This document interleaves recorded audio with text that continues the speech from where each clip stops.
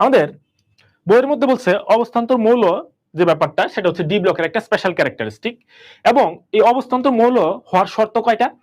অবস্থান্তর মৌল হওয়ার শর্তের কথা জিজ্ঞেস করছি, আমি বৈশিষ্ট্য বলি নাই। ওকে, অবস্থান্তর মৌল হওয়ার তুমি মাথায় রাখবা, অবস্থান্তর মৌল হওয়ার শর্ত হচ্ছে দেখবা তিনটা। ঠিক আছে, তিনটা কি কি জানো? একটা হচ্ছে তাদের আংশিক, মানে তাদের এটা হচ্ছে ডি ব্লক হওয়া লাগবে, এটা হচ্ছে আমার 1 নম্বর অপশন।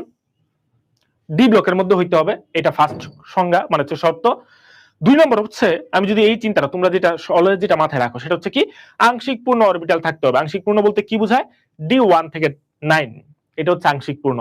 এবং সত্য কথা বলতে হচ্ছে এই দুইটাকে আমরা খুব ভালো মতো মাথায় রাখি, কিন্তু 3 নাম্বার পয়েন্টটাকে আমরা হচ্ছে ভুলে যাই। 3 নাম্বার পয়েন্টটা কি জানো? 3 নাম্বার পয়েন্টটা হচ্ছে তাকে আয়ন হইতে হবে, আয়ন। আয়নের মধ্যেই ক্যারেক্টারিস্টিক থাকতে হবে, এটা কিন্তু মৌলের মধ্যে না।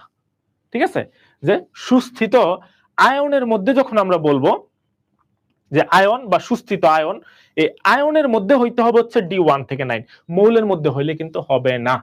তাহলে 3টা পয়েন্ট মাথায় রাখতে হবে। কি কি আমি আবার একটু বলতেছি। অবস্থান্তরমূলক কাদের ক্ষেত্রে হবে? ডি ব্লকের ক্ষেত্রে। ওকে, ডি ব্লকের ক্ষেত্রে তাদের D1 থেকে 9 হইতে হবে, কিন্তু 1 থেকে 9 কাদের হবে? 1 থেকে 9 মৌলের ক্ষেত্রে হবে না। 1 থেকে 9 কি হইতে হবে?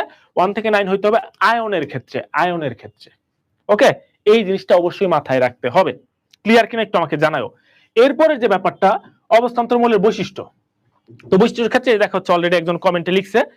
ওকে, যে কমেন্টে লিখছে কি, আমরা একটা নেমোনিক দিয়ে পড়তে পারি অথবা তার যেমনি ইচ্ছা সেমনি পড়তে পারো, আমার কোনো সমস্যা নাই। আমরা বলি হচ্ছে কি, রাঙাপরির জটিল প্যারা, এটা হচ্ছে তাদের বৈশিষ্ট্য। বৈশিষ্ট্য। ওকে, তাহলে বৈশিষ্ট্য কি কি? রাঙা দিয়ে হচ্ছে কি, রঙিন যৌগ গঠন করে। পরি দিয়ে হচ্ছে পরিবর্তনশীল জারণ অবস্থা প্রদর্শন করে। আরেক প দিয়ে হচ্ছে প্রভাবক হিসেবে কাজ করে। তারপরে জটিলতে হচ্ছে জটিল যৌগ গঠন করে। প্যারাতে হচ্ছে প্যারা চৌম্বকত্ব প্রদর্শন করে। 5টা ক্যারেক্টারিস্টিক। এবং তুমি মাথায় রাখবে, আমরা আগেই বলছি কোন একটা টপিক পড়ার সময় আমাদের মেইন কাজ হবে দেখা যে তাদের এখান থেকে কোয়েশ্চেন কি আসতে পারে। তাহলে কোয়েশ্চেনটা একটু খেয়াল করো। যেহেতু তুমি মাথায় রাখবা যে কোন একটা জায়গাতে অপশন যদি 3টা থাকে বা 3-এর বেশি থাকে, সেখান থেকে প্রশ্ন হবে নাবোধক প্রশ্ন। নাবোধক প্রশ্ন বলতে কি বোঝায়? যেমন এই জায়গাটা খেয়াল করো, এখানে অবস্থান্তর মৌলের বৈশিষ্ট্য কয়টা আছে? 5টা, মানে 3-এর বেশি। তার মানে এখান থেকে একটা নাবোধক কোয়েশ্চেন আসবে। নাবোধক কোয়েশ্চেন বলতে কি বোঝায়? নিচের কোনটি অবস্থান্তর মৌলের বৈশিষ্ট্য নয়, এরকম একটা কোয়েশ্চেন দিবে। ওকে, এরকম একটা কোয়েশ্চেন। তো তখন তোমাকে হচ্ছে এখান থেকে 3টা সত্য দিতে পারে, একটা মিথ্যা দিতে পারে। ওকে,